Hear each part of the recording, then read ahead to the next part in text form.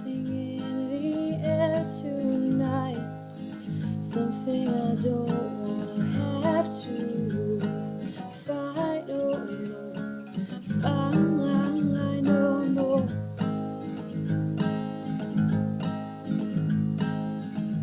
It's my birthday and I'm 30. All I want is you next to me, saying, baby, you still look 23. Let's go back to when we first met, where the palm trees swaying and I don't speak the language yet.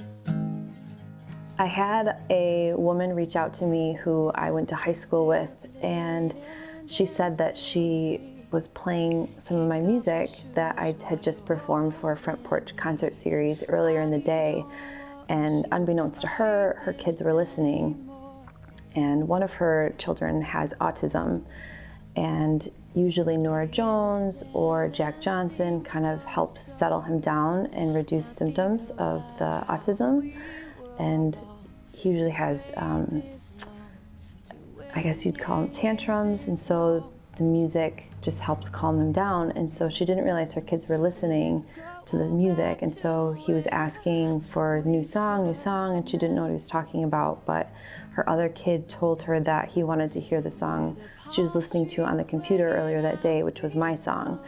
And she was just sifting through Facebook, and it popped up, and it resonated with the child, and so it really gave me this idea that to spread music around, I want to send it to people who it would help, and that's sort of a goal of mine with music and with art in general, is that I want to connect with people and I want to help people through my craft. Right now we are going to the Macomb County Juvenile Justice Center, and we're going here because I am an art therapist as well as visual artist and musician. So I come here and I make art with the youth, and have different projects we do that help them de-stress, helps them goal set, and helps mitigate any type of tension or emotional conflict that they're having. Central, this is Miss Karianne checking with Radio GF3. Art therapy is a mental health profession, and it uses different art media to help people. And it does that by externalizing things that we hold inside. It works really well for everyone, but it works especially well for people that have been through trauma. So the brain stores trauma in the visual parts of the brain and not verbal parts. So a lot of times people don't have words to express the things that they've been through, but they can make art about it. A lot of what I do with the kids at the JJC is all about that. It's about providing trauma-informed care that helps them express what they've been through the visual language rather than the verbal language. We do spend some time discussing what they've made after the art therapy session, and that's really important too, because it moves the visual part of the creative process into the verbal side of the brain. So discussing it helps them put words to their experience as well, and to the artwork that they've made. Doing portraiture with the kids at the JJC has been a really integral part of my process with them. I do a lot of portraiture outside in my own personal art practice, so it was a natural thing for me to bring that tool into the setting as well. And what happens when we make portraits together is I sit with them for about 20 minutes and we're just looking at each other, and it becomes this really beautiful, raw, intimate moment between two people, and it's like, I see you and I'm gonna sit with you and I'm gonna reflect back to you what I see. And they're just thrilled with the pictures afterwards.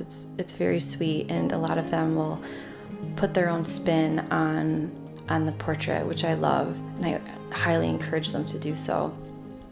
It's just been a very gratifying experience for all of us, and I'm happy that I can provide that for them. I bring this experience into my own personal artwork by thinking about the information processing systems that we go through in our brain. So we can be on a kinesthetic level, we can be processing on a perceptual level or cognitive level. And what that means is if we're making art and we're just pounding clay or like really into cutting things or doing things that are very physical, then that's the kinesthetic level. And what the art therapy does is it blends, ideally it blends all of these into one. So you're using multiple parts of your brain while you're making artwork.